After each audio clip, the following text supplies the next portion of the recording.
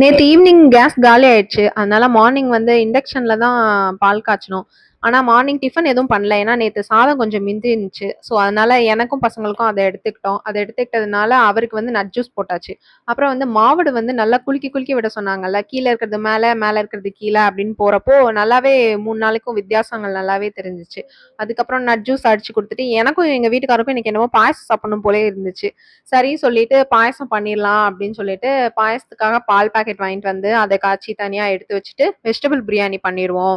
Vegetable biryani பண்ணிட்டோம்னா சிம்பிளா ஒரே வேலையா முடிஞ்சிரும். அப்புறம் இந்த பீலர் வந்து இன்னைக்கு தான் நான் ஆர்டர் பண்ணியிருந்தேன், வந்துருந்துச்சுன்னு சொன்னேன்ல. இது வந்து குழந்தைங்களாம் இருக்க வீட்ல கொஞ்சம் கவனமா தான் வச்சுக்கணும். ஏன்னா ரொம்ப அது ஷார்ப்பா இருக்க மாதிரி இருக்கு. அந்த பிரியாணி பாட் வந்து இண்டக்ஷன்லயே குக் பண்ண முடியும்னு சொல்லிட்டு ட்ரை பண்ணி பார்த்தோம்.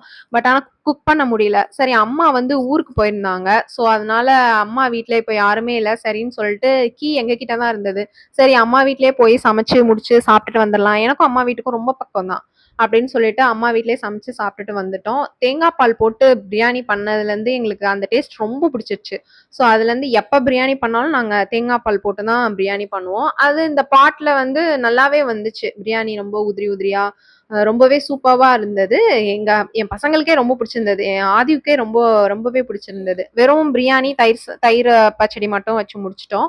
சின்ன பையன் கரெக்டா எந்திரிச்சு வந்தான். அவனுக்கு ஒண்ணும் இல்ல. அதனால மாதுளம்பழம் மட்டும் உரிச்சு குடுத்திருந்தேன். அந்நேரம் சாப்பிட மாட்டேன்னு சொல்லிட்டான்னு சொல்லிட்டு. பாயாசம் மட்டும் எடுத்து குடிச்சிட்டு, ஹஸ்பண்ட் வந்து சென்னை கிளம்புறாங்க. அதனால வந்து அவங்களுக்கு ட்ரெஸ் எல்லாம் எடுத்து வச்சுட்டு, இன்னைக்கு நைட் தான் ட்ரெயினு. சரி, ஒரு குட்டி வாக் மாரி போயிட்டு வரலாம். ஊர்ல வேற திருவிழா ஸ்டார்ட் ஆயிடுச்சு.